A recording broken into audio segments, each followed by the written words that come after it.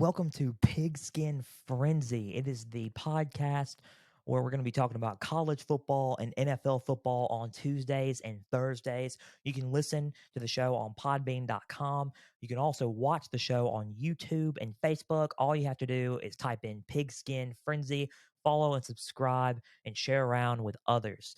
I'm Joel Norris.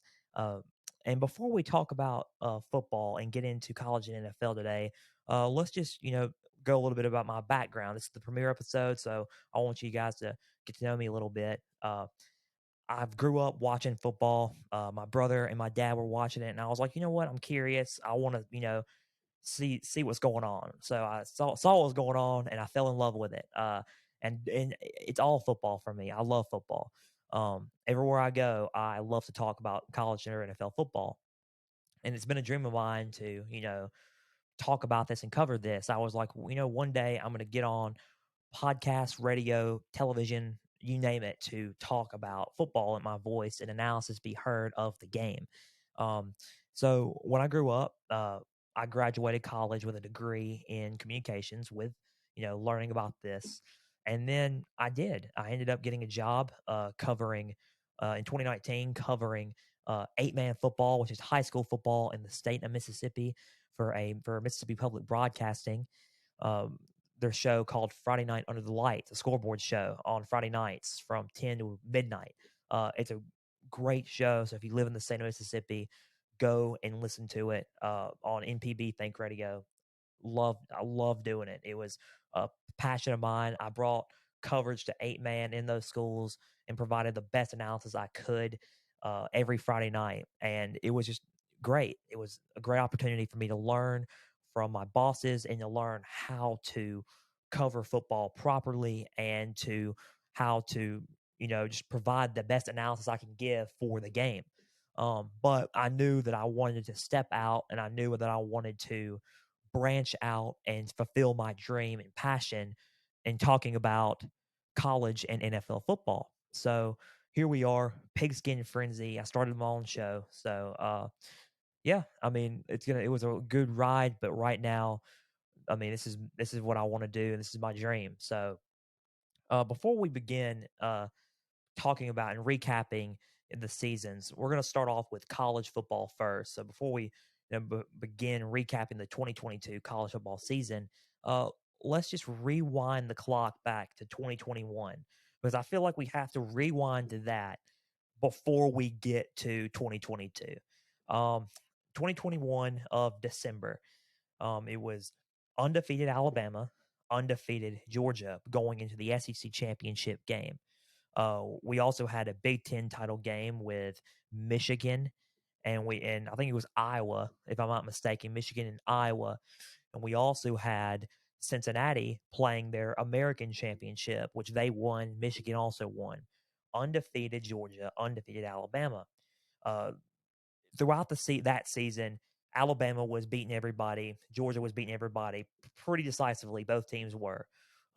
It was an electrifying offense versus a outstanding defense. Haven't seen that defense since early 2000s Miami team.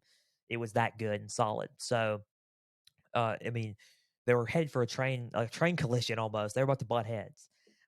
It was the game that everybody wanted to see. I wanted to see it. I was talking to my dad and my family about it. I was sitting there saying, okay, this is the game that I would love to see. Georgia, Alabama. I mean, it's the only game for the SEC title game. It's a game that's going to decide playoff seeding because both teams are going to get in. It's just where they're going to end up. Uh, I mean, the strength of schedule was there, the eye test was there. Both teams belonged in the college football playoff. We just had to figure out where the seeding was going to be, but we wanted to see the game anyway because it still mattered. I mean, Alabama, Georgia, it was the biggest game of the year. Um, Honestly, Georgia was favored going into that game. I thought Georgia was going to win that football game. I thought Alabama wasn't going to be able to score the amount of points that they've been scoring on teams, and Georgia's defense was too solid. Boy, was I wrong. Was I wrong, and was half of America wrong, actually. Georgia was favored in that game. Alabama ends up winning decisively, beating Georgia, and they move on to face Cincinnati. Georgia still gets into the playoffs. They face Michigan. Michigan was 2, Bama was 1, Georgia was 3, Cincinnati was 4. Georgia in the Orange Bowl, they started doubting Georgia. They started saying, okay, they're not going to make it. Stetson Bennett is, not the quarterback. He was received with praise throughout the season, and his story was received throughout praise. But then when we started getting to the Alabama game, they were like, "Oh, Bama exposed who he really is. He had some weaknesses there and here and there." And I mean, while Stetson Bennett is not the flashiest quarterback, you can't hate on him because he wins football games, and that that is what the point was going to be made for Georgia in this playoff. Okay, he may not be the flashiest guy, but by golly, we're going to go out there, we're going to show everybody that he's our quarterback and that he does what he does best, and that's win games for us. Georgia ends up beating Michigan decisively, shocking everyone. I thought that game was going to be a lot closer. I thought Michigan could have pulled that one out. I was one of the doubters at first. I was thinking, okay, there's no way that they just got beat by Alabama. This is going to destroy their confidence. No, it did not. They beat Michigan. They go to the national championship. Alabama beat Cincinnati. They go to the national championship against Georgia. They rematch, and I thought it was going to be about the same. Alabama beating Georgia to win the national championship in Indianapolis. Bryce Young's going to get a trophy, a Heisman Trophy, along with a national championship trophy. Uh, Turns out I was wrong also. It was a lot closer than everyone thought it was going to be. Georgia shocked everybody and defeated their kryptonite in Alabama and won the national championship, their first national title in over 40 years. Uh, Now going into the 2022 season, saying all that, the predictions were Ohio State and Alabama, Bama and Ohio State. I mean, wherever you want to put the seeding on, it doesn't matter. Bama and Ohio State were the factors, the two teams that were going to be in the national championship in Los Angeles on January 9th, 2023. No one gave Georgia a chance. I mean, they gave them a chance to go to the playoffs, sure. They didn't give them a chance to win it all again. Uh, well, it was the playoff seeding looked like this. It was Bama, Ohio State, Clemson, Georgia. A lot of them had Clemson and Alabama playing in a semifinal, along with Georgia and Ohio State playing in a semifinal, and with Ohio State beating Georgia, Bama beating Clemson, Bama beating Ohio State to win the national championship. Um, well, I will tell you this: on September 3rd of 2022, we found out going in, at least on week 1, who was the best team in college football was, and it wasn't Alabama and it wasn't Ohio State. It was the Georgia Bulldogs. They faced a top 10 team in Oregon, and Oregon put up a fight in the first quarter, but then by kicking a field goal. Nothing against Dan Lanning in Oregon. They recruit great up there. Eugene is a great place to go play college football if you're if you're a highly touted recruit thinking about going to a school. Oregon is a good place to go. Nothing against Oregon. They just got outmatched by a dominant football team in Georgia. 42-3 was the final score. Stetson Bennett looked like he was going to win the Heisman Trophy week 1, like he was the odds-on favorite week 1. um Sure, Georgia was the best team going in there.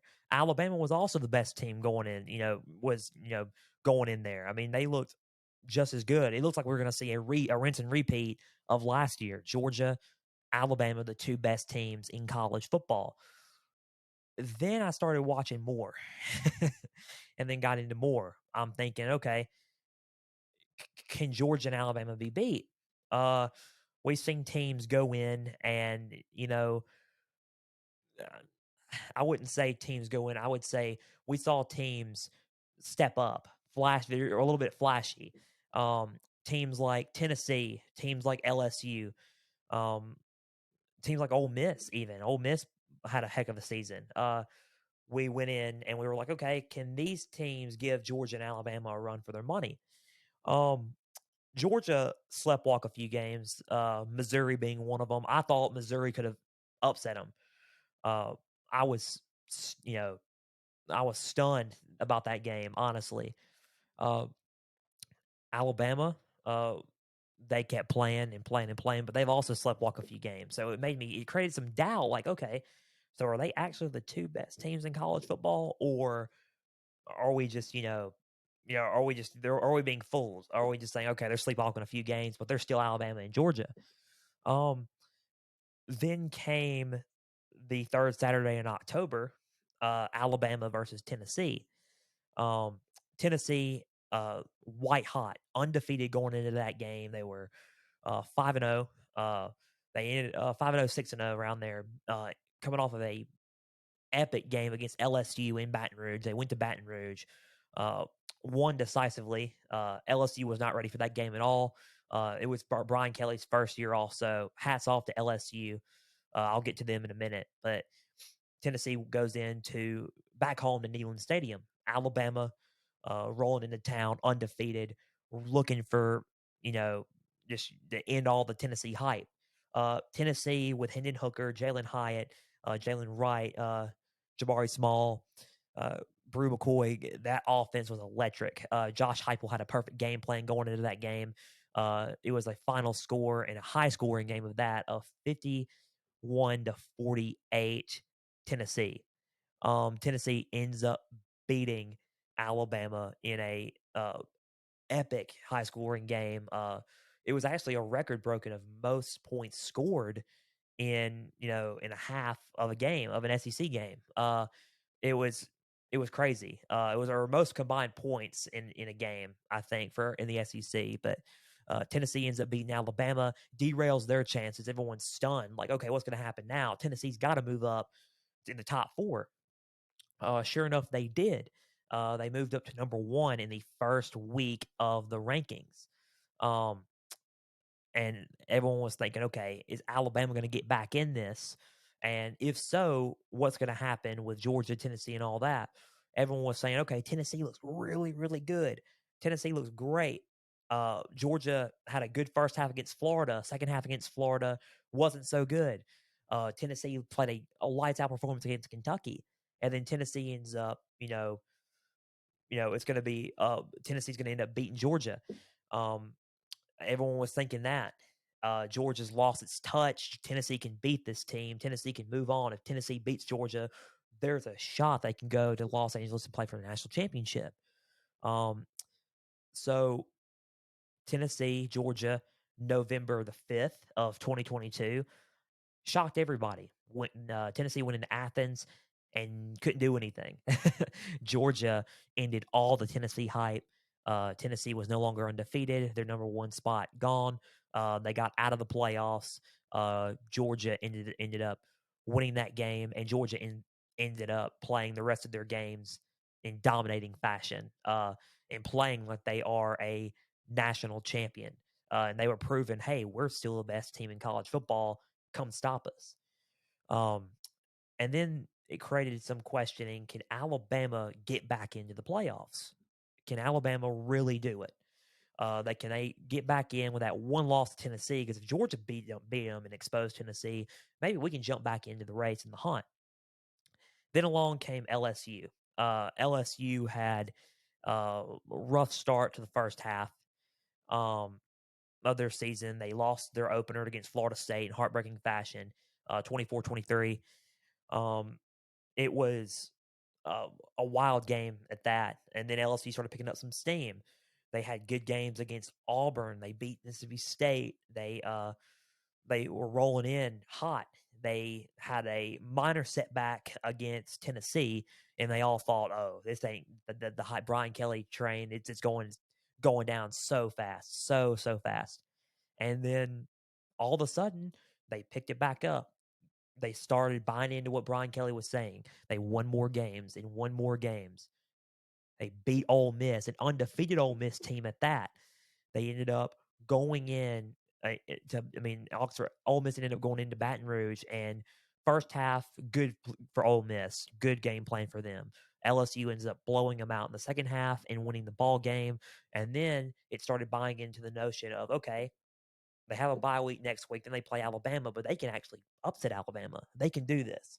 They could do the impossible and beat Alabama and in their playoff hopes.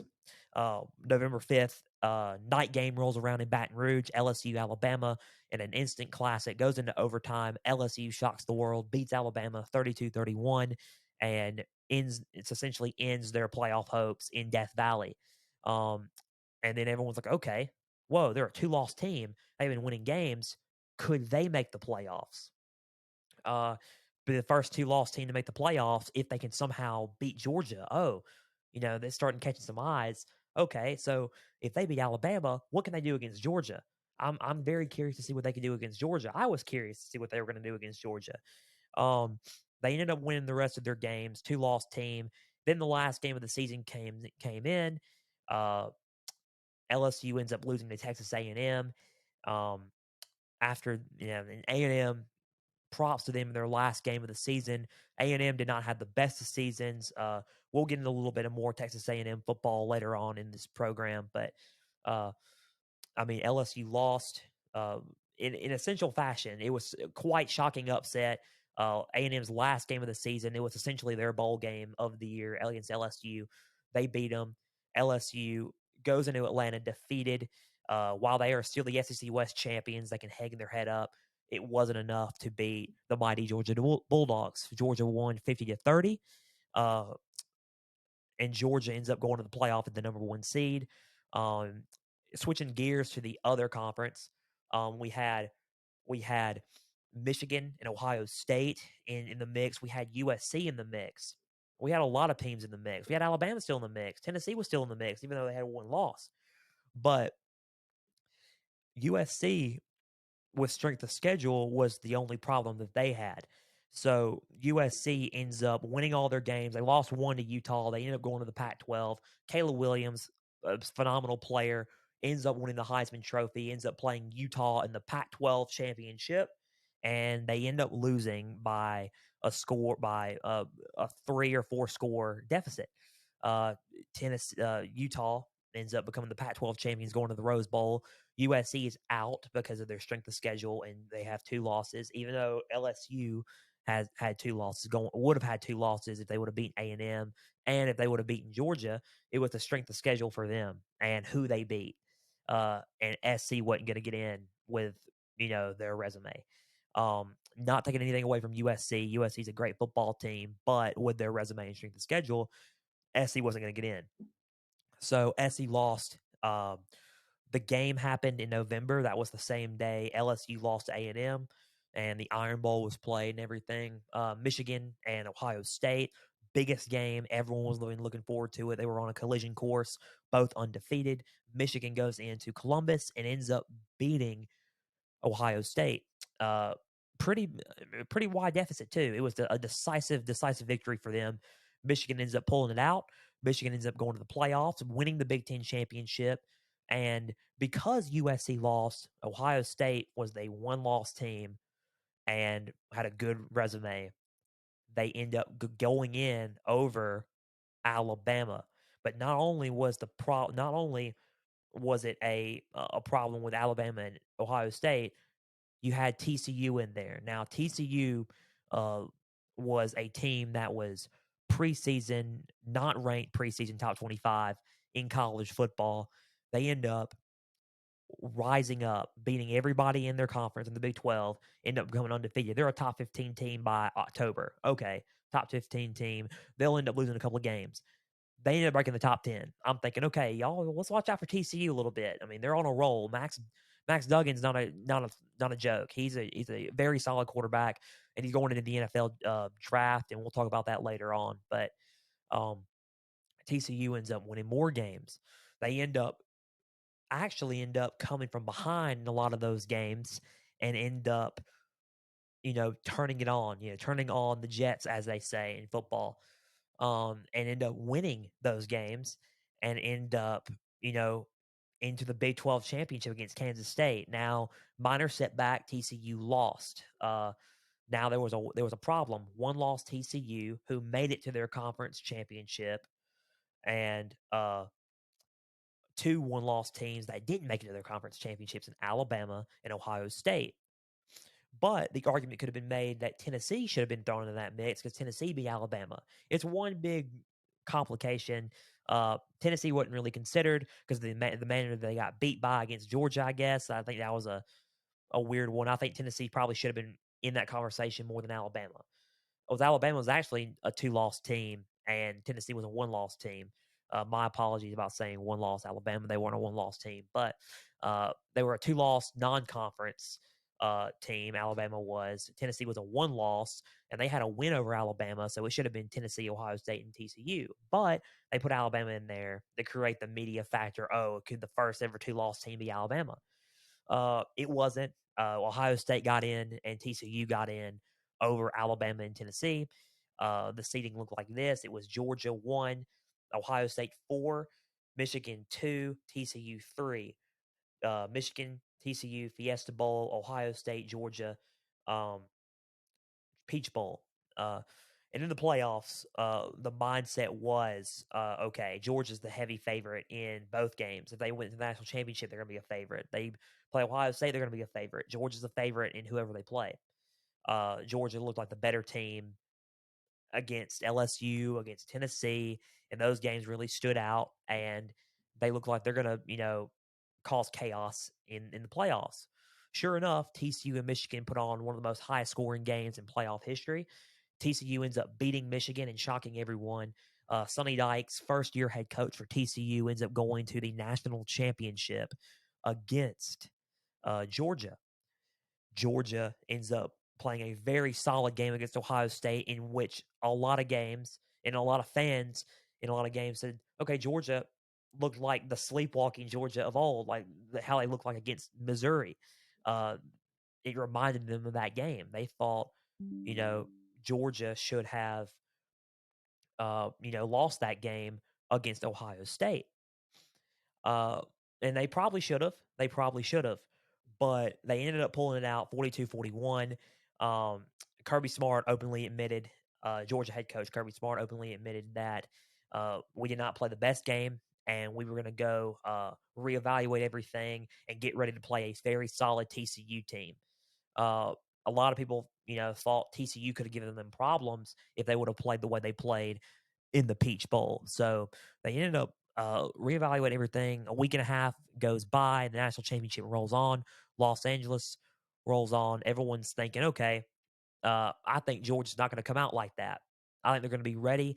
And if they are ready, pray for TCU because TCU didn't stand a chance. And Georgia proved the broadcasters and experts right. It was one of the worst. I would say one of the worst games. It was one of the most one-sided national championships I've seen in my lifetime. Let's just put it that way. I think Georgia utterly dominated TCU. I don't even remember the score. It was like 60 something to set, 66, 60 something to 7. They put up 60 something points on them. It was a back-to-back national championships for Georgia. Uh, from start to finish, September 3rd to January 9th. They said that Georgia said to themselves and told everybody in college football that we were the best team in college football once again. And they proved it. They won the national championship. They go back to back. And now we're headed to the offseason with a bunch of questions. Stetson Bennett's not there anymore. So who's going to start for Georgia? Um, can Michigan get over the hump of making it to the playoff and then losing in the playoff? Uh, what's TCU going to do now after losing Max Duggan, after losing their wide receiver Quentin Johnson? They also got Keandre Miller. They have a bunch of transfers coming in, so we're going to see what they do in the Big 12. How's Alabama going to respond? They lost Bryce Young. They lost Will Anderson, arguably the best defensive player in college football. What's Ohio State going to do at quarterback? They lost C.J. Stroud. A bunch of questions. Is Florida State in the mix? Florida State had a really solid season. What's Clemson going to do after Cade Klubnik comes in and does show an impressive performance against the Orange Bowl, but it wasn't enough against Tennessee. Speaking of Tennessee, what's Tennessee going to do? They have Joe Milton back at quarterback. They lost Hendon Hooker and Jalen Hyatt, and maybe lost Cedric Tillman, but then they still have a receiver, Squirrel White. They have Drew McCoy. They have they're running Jabari Small still there. They have Joe Milton. I mean, they got an offensive mastermind still in their head coach and Josh Heupel. So what's going to happen there? What's LSU going to do? What is Oregon going to do? Oregon's been recruiting fine. There's a bunch of teams out there who are okay. They're going to throw their name into the mix, and you know, it's looking like it's going to be an interesting 2023 season, and we're going to get ready for it. I mean, on this show, we're going to have recruiting talks. We're going to have everything on this show. We're going to have the draft. We're going to have the transfer updates. The spring football's coming up. Training camp's going to come up. Media days will come up soon. We're going to cover all that during the off season, and any other news coverage that comes up during college football. Switching gears, let's go to the 2022 NFL season. Now, going into this season, the Super Bowl champions were the Los Angeles Rams. Matthew Stafford leaves Detroit Lions to go to the Los Angeles Rams. It was a ready-made team to win a Super Bowl. Matthew Stafford was eluded a trophy out of all his years in Detroit. Everyone was thinking to themselves, okay, uh, yes, he was a solid quarterback in Detroit, but what will he do at Los Angeles? And everyone was thinking, okay, is it one of those things where it was like, is it Detroit or is it actually Matthew Stafford? So Stafford had to prove to them, okay, I'm going to have to shut him up and win a Super Bowl with Los Angeles Rams. So they ended up going to the Super Bowl against a surprising team in the Cincinnati Bengals. The Bengals ended up upsetting a lot of teams in the playoffs, and it was the meteoric rise of one Joe Burrow, LSU quarterback, or former LSU quarterback from the 2019 national championship team. Uh, Unbelievable quarterback, unbelievable swagger. He has his receiver with him from LSU, his LSU teammate Jamar Chase on his team. He has T. Higgins. He had Tyler Boyd. He has Joe Milton. He has Zach Taylor. He has a bunch of. He has his head coach Zach Taylor. He has a bunch of weapons around him. And Cincinnati Bengals ended up shocking everybody. They ended up beating the Titans. They ended up beating the Raiders. They ended up going up against the Kansas City Chiefs in the AFC Championship at Arrowhead and ended up winning the AFC Championship and going to the Super Bowl in Los Angeles. It was a huge deficit for them, though, a huge disadvantage for them going in because they're going to play the Los Angeles Rams, who beat the San Francisco 49ers in the NFC Championship game, but they were playing them just in the Super Bowl, they were playing them in their home stadium in Los Angeles, in SoFi Stadium. So it was a home field advantage and home Super Bowl for the Los Angeles Rams. Joe Burrow and the Bengals did not back down. They played lights out football.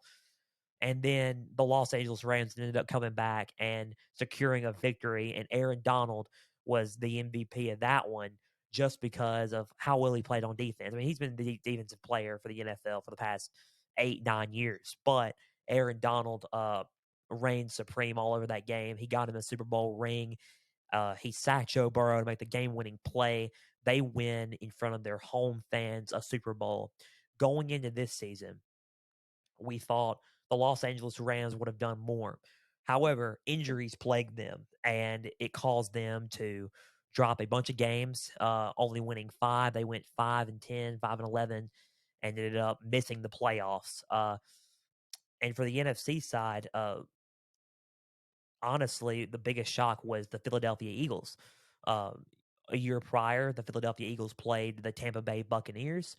The whole Tom Brady fiasco with him retiring, and it was going to be his last year and all that. Tom Brady ends up beating the Philadelphia Eagles. The Eagles end up, in the playoffs, but they lost the wild card round. They were thinking to themselves, okay, we got to step it up now. And they did, and it was a big shock.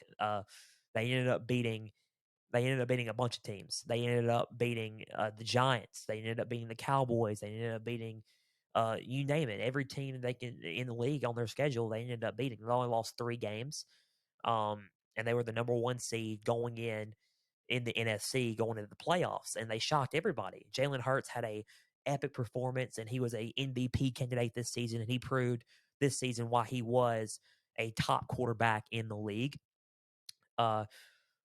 You had AJ Brown. The AJ Brown trade went through during the draft. He had a bunch of weapons on defense, on offense, um, and it was just a perfect season for them. So you had that, and you just had, like, I mean, a bunch of groundbreaking performances for them. So, I mean, not just that, you also had on the other side the Chiefs. The Chiefs were obviously the favorite to win the Super Bowl going into that. Uh, they ended up winning a bunch of games, but it wasn't easy. I mean, you had the Bengals, you had the Bills still in the play. And going down the stretch into the playoffs, it was the Chiefs getting the number one seed, the Eagles getting the number one seed, Eagles beating the Giants in the playoffs. They ended up beating the San Francisco 49ers in the NFC Championship. The Eagles beat them. Then it was the Bills and the Bengals. The Bengals ended up being the Bills. The Jaguars ended up making the playoffs to shock everybody. They ended up playing the Chiefs and losing. The Chiefs ended up playing the Bengals in the AFC title game and in a very close game, uh, filled with a little bit of controversy. Uh, the Chiefs ended up beating the Bengals. The Super Bowl was set. Eagles, Chiefs. Eagles were dominating the game. Uh, and then the second half, it came up because we thought Patrick Mahomes broke his ankle or re-injured his ankle that he sprained during the Jaguars game. It ended up being nothing. It ended up being only bad news for the Eagles. The Eagles ended up blowing a lead in the third quarter. The Chiefs ended up coming back, kicking a game-winning field goal, 38-35. Chiefs are the Super Bowl champions. And it was a wild, wild season for the NFL and in college football as well. And for the NFL, here in the offseason, we're going to have the NFL Combine coming up later this month through February 28th through March 6th. We're going to be talking about NFL free agency. We're going to have a bunch of new signings, players landing in new teams and new organizations. We're going to have the NFL draft coming up in late April that will be live at Union Station in Kansas City, Missouri. And then we're going to have camp and we're going to have media days for college football. We're going to have all this stuff before we know it. And football season will be here before we know it. So we're going to get settled down during the off season and we're going to talk about all the off season moves that are going to be made. And then we're going to buckle up and get ready for the 2023 football season. So it's going to be, I mean, worlds of fun. So we're ready. I'm excited. And I'm ready to go. So make sure to follow on Facebook. Make sure to subscribe on YouTube and follow on YouTube. Make sure to follow and share around with others on podbean.com. Follow and subscribe on all platforms. Just type in Pigskin Frenzy. That's all the time we have for today. I'm Joel Norris, and I will see you Thursday for another edition of Pigskin Frenzy.